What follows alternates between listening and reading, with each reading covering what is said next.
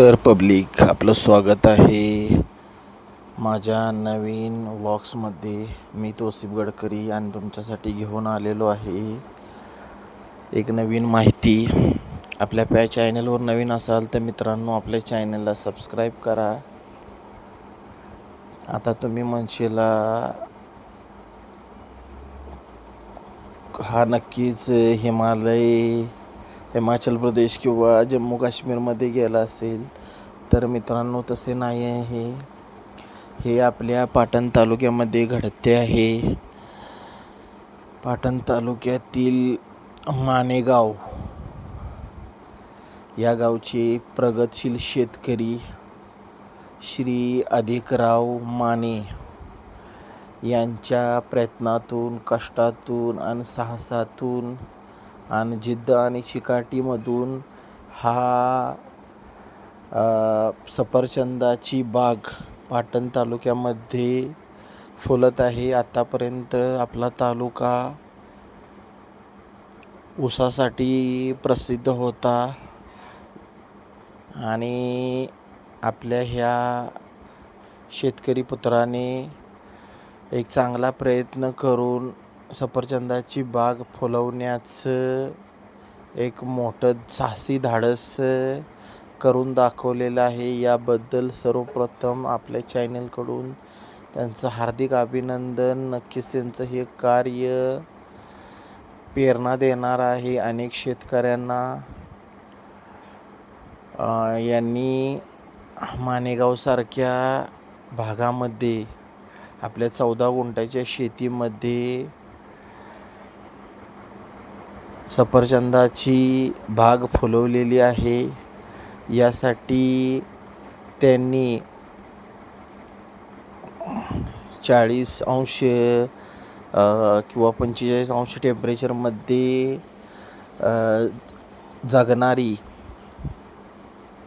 Harman 99 ही सफरचंदाची किंवा ॲपलची संकरित जात निवडलेली आहे आणि त्यामधून त्यांनी आपल्या शेतामध्ये 14 गुंठ्याच्या क्षेत्रामध्ये ही बाग यशस्वीरित्या फुलवून दाखवलेले आहेत. आता सध्या त्याला फळे पण लागलेली आहेत आणि पिकाची क्वालिटी पण चांगली आहे. यासाठी त्यांना शासनाकडून विविध पुरस्कार मिळाल्याचे त्यांनी काल त्यांची न्यूज मराठी 18 या चॅनलद्वारे न्यूज बातमी लागली होती. त्यामध्ये त्यांनी याबद्दल माहिती दिलेली आहे की त्यांना विविध संस्थेकडून तसेच शासनाकडून 39 पुरस्कार आत्तापर्यंत प्राप्त झालेले आहेत. नक्कीच एक चांगला विचार आहे. बागायती शेती करत असताना आपल्या पाटण तालुक्यामध्ये तालुका आपला सुजलाम सुफलाम कसा होईल आणि तालुक्यामध्ये जास्तीत जास्त शेतकरी विविध पद्धतीची शेती कशी राबवतील याकडे नक्कीच एक शेतकरी वर्गाला किंवा शेती क्षेत्राला प्रेरणा देणारा विषय आहे. आता हळूहळू सफरचंदांची बाग पाटण तालुक्यातच नव्हे, सातारा, नंदुरबार, नागपूर अशा विविध भागामध्ये प्रगतशील शेतकरी याबाबतमध्ये एक साहसी आणि धाडसी निर्णय घेऊन ह्या बाग फुलवण्याचं आणि त्यांना जगवण्याचं एक चांगलं कार्य करत आहेत. आपल्या पाटण तालुक्यातील हे नक्कीच एक प्रगतशील शेतकरी आहेत आणि जुने जाणते शेतकरी आहेत, ज्यांनी अनेक वर्षाचा ज्यांना अनुभव आहे आणि त्या अनुभवातून त्यांनी ही बाग फुलवण्याचा धाडसी निर्णय घेतला. सर्वप्रथम त्यांनी नदी वगैरे पात्रातून तलावातून गाळ गोळा करून आणून JCBच्या साहाय्याने तो गाळ खड्डे वगैरे काढून तो गाळ डम्पिंग वगैरे करून माती वगैरे त्याच्यावर पसरून नंतर त्यांनी मायनी या ठिकाणावरून 2 ते 2.5 वर्षाची सफरचंदाची झाडे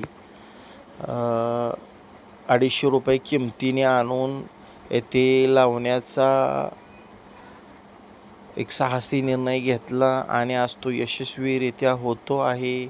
आणि नक्कीच यासाठी त्यांच्या घरातील कुटुंबाचं पण त्यांना योगदान लाभलेले आहेत. त्यांचा मुलगा तसेच त्यांच्या घरातील लोक असतील, यांनी यामध्ये नक्कीच त्यांना चांगली मदत केलेली आहे. आणि ही बाग तुम्ही पाहू शकता एक चांगल्या प्रकारे फुललेली आहे. याला बागेला विहिरीमधून तसेच त्यांच्या बोरमधून ठिबक सिंचन पद्धतीने 2 दिवसाआडने 2 ते 3 तास पाणी दिले जाते.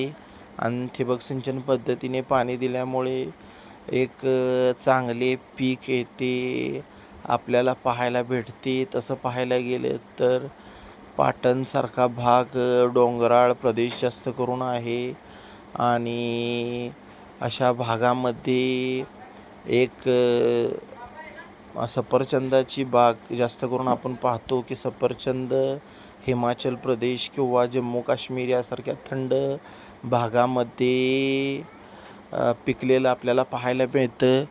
तरी पण संशोधकांनी संशोधन करून पश्चिम महाराष्ट्रासाठी खास सांगली, सातारा, कोल्हापूर ज्यामध्ये तापमान उन्हाळ्यामध्ये 40 ते 45च्या दरम्यान असते, यामध्ये इथल्या शेतकऱ्यांना पण एक चांगलं पीक घेता यावं म्हणून हार्मन 99 ही संकरित सफरचंदाची जात शोधून आणि नक्कीच यामुळे संपूर्ण महाराष्ट्रभर शेतकऱ्यांना फायदा होणार आहे आणि एक चांगला पर्याय प्राप्त होणार आहे. नक्कीच या सर्व यशस्वी शेतकऱ्यांना एक चांगली बाजारपेठ भेटो आणि आपल्या महाराष्ट्रातील शेतकरी सुजलाम सुफलाम हो आणि एक चांगलं पीक त्यांना लाभो आणि एक चांगली त्यांना मार्केट प्राप्त हो, हीच आपण इथे आता सदिच्छा व्यक्त करतो. मित्रांनो, व्हिडिओ चित्रे वगैरे संग्रहित आहेत